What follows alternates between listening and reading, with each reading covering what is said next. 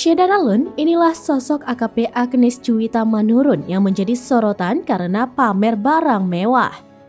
Foto-foto dirinya memamerkan barang-barang mewah viral di media sosial.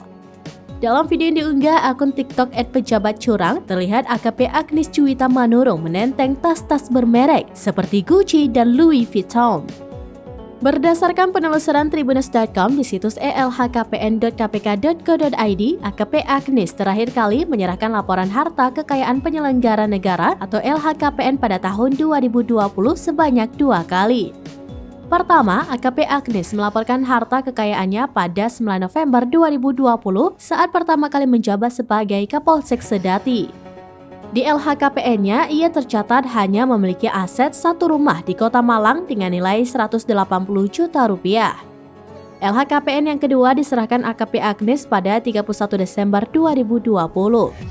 Pada LHKPN yang kedua, total kekayaan AKP Agnes bertambah sebanyak 124 juta rupiah. Hal ini disebabkan nilai rumah AKP Agnes di Malang meningkat menjadi 300 juta rupiah.